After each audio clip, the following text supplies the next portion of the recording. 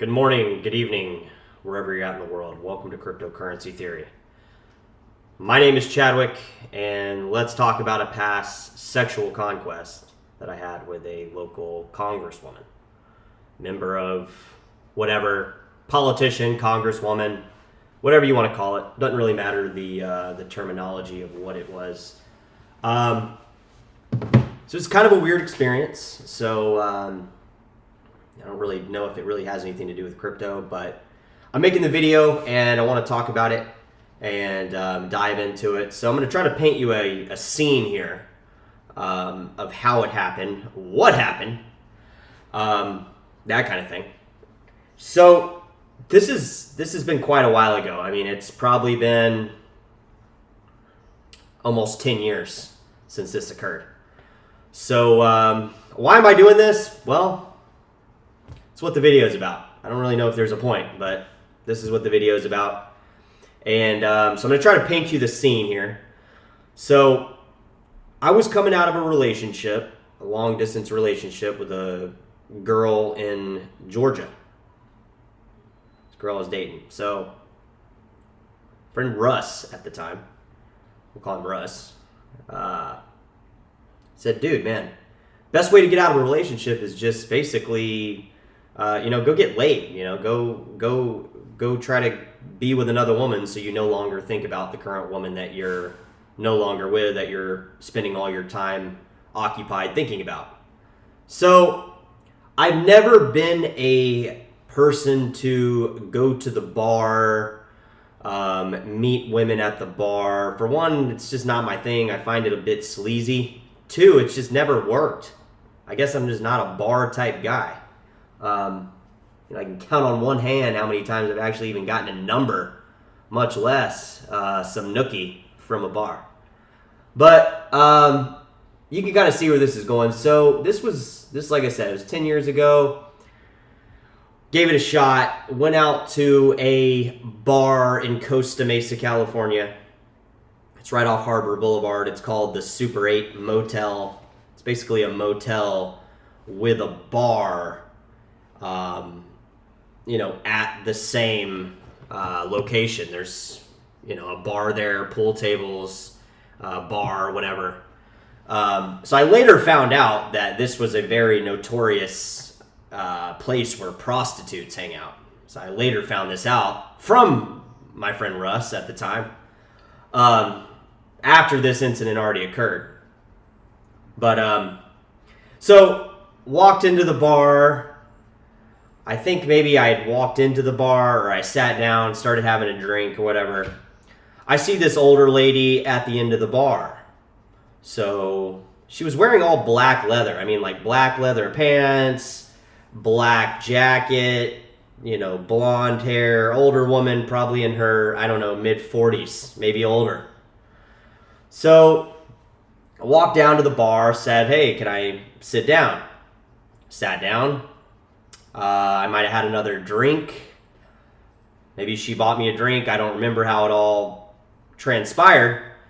But, I wasn't trying to pick up the local bar rat, right? Started talking with her. She told me that she had gone to USC or UCLA or something like that. Said that she was an English major. I could tell by talking to her she wasn't a typical, not to throw people into categories, just the typical type that would go to a bar, right? Whenever I've gone to the bar in the past, it's always loud. This is not like that. It was a very, we had a conversation, that kind of thing.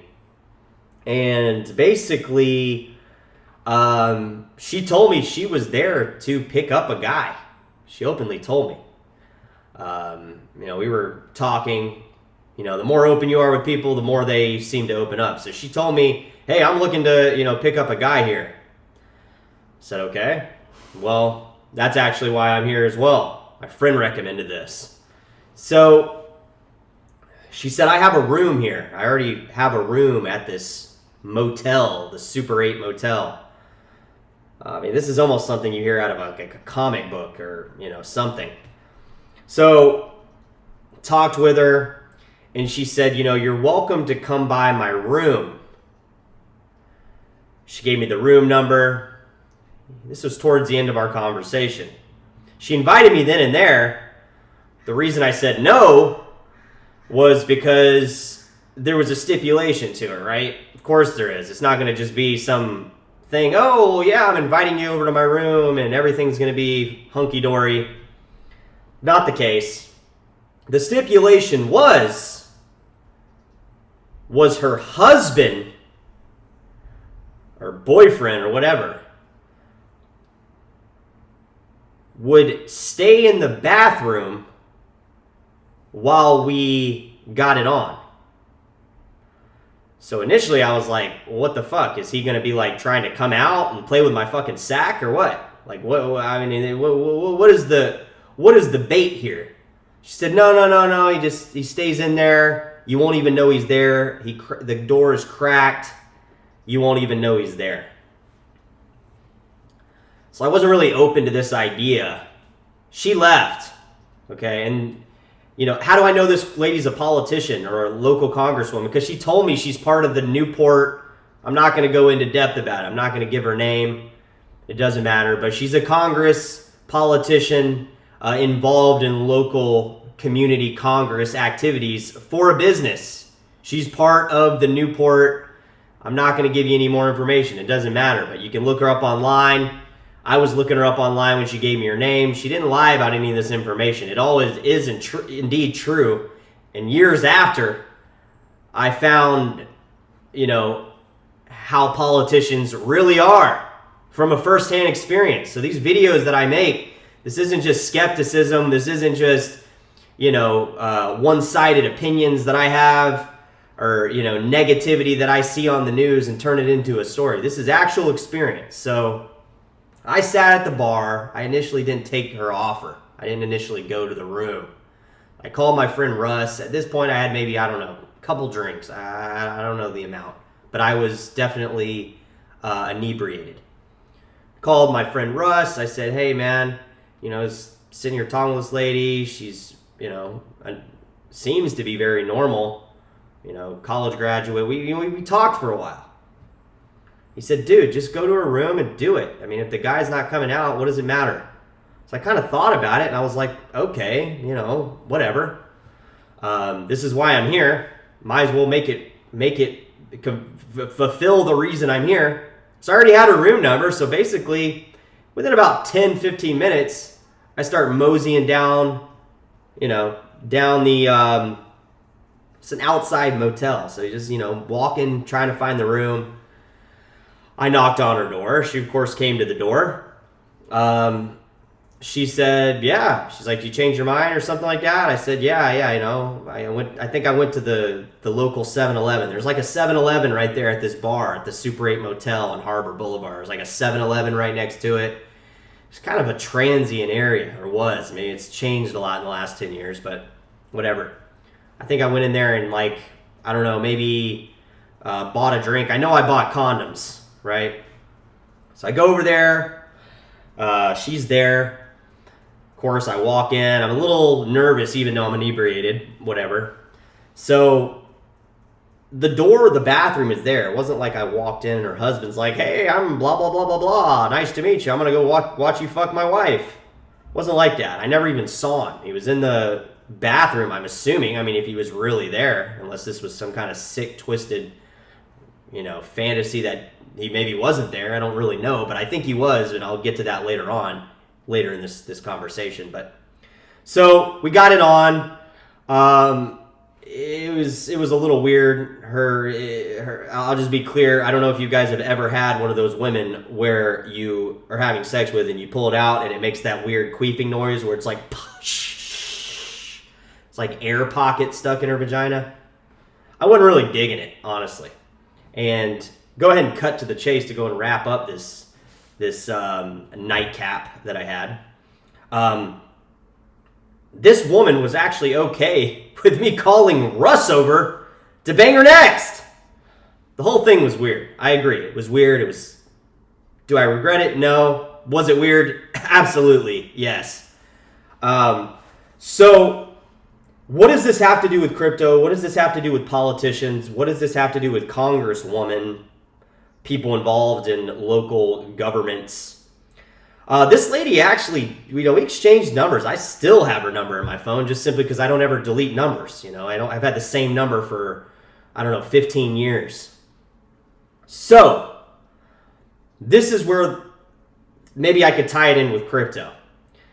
These politicians are fucking sick, man. They're fucking weird. Weird motherfuckers. Weirder than me. She tried to call me over, and I looked up. I started investigating this woman. I was a little bit, what the fuck happened afterwards. I'm not the type guy that just, goes into uncharted waters and doesn't figure out why he's there. Looked her up on Facebook, saw she had a family, lives in Newport Beach, upscale community, Upper Newport, that kind of thing. Found out her husband is a local judge, surprisingly. And she is indeed a local politician. I think I found that out before I even went to the room.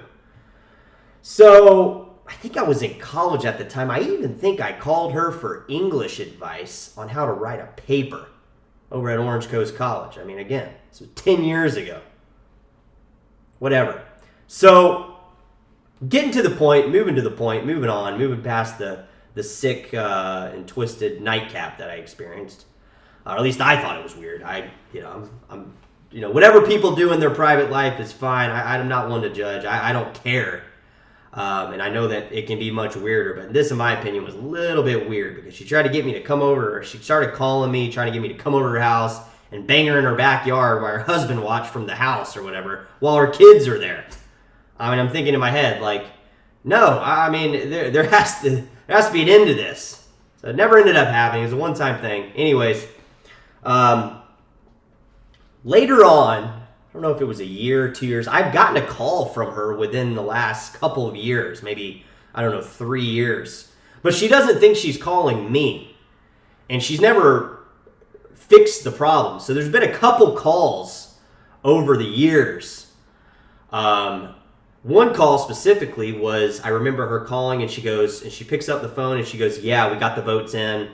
The votes in are good. And she started rambling about some kind of voting thing that was happening in like I said, she works for Newport. I'm not going to go into specifically because I don't want to slander her name or cause her anything like that. But she does, in fact, work for a local government here. And she is a fairly high up position. I'll tell you that. It's not just some, she's not just some city clerk, not to discredit those type workers. I'm just letting you know this is somebody with pull in the Newport Beach community, yeah?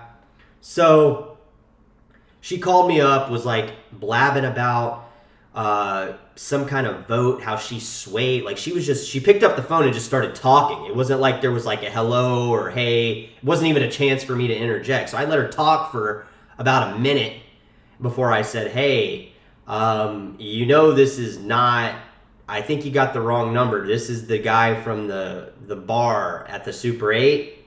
And she goes, oh, sorry, and clicked the phone. So there was another phone call after, I don't remember the exact order, that her husband, she called me up and she goes, oh, Chad, he just took off. He's drunk. He went out, I couldn't get him to stop. He went off and took the car out and he's driving. I think he's going down, Jamboree Road or some local road in Newport Beach. And I was like, Patty, this is Chad. So there's obviously this Chad, this second Chad that's in her life that is part of also the local government here. I don't know what hierarchy. I don't know who this, I didn't dig that much into it, okay? But the vibe that I got from both, and there was another phone call too that was a little less specific on how they were going to get so-and-so to go along with their idea for this. But the whole thing, when you get a phone call or you talk to somebody and you get this vibe of like there's some kind of malicious activity involved without them saying it, that is the vibe that I got. And all two of the three, maybe four conversations. There's been multiple phone calls from this woman, thinking that I'm this other Chad. That's simply not the case. She's never, directed. It's been a couple years, I think, since I've gotten a phone call. It's maybe been 2 or 3 years, but it hasn't been that long. So I guess the moral of the story is don't trust politicians, don't trust anybody in Congress, and buy fucking cryptocurrency. So that's pretty much wrapping this episode up. Catch you guys in the next one. Later.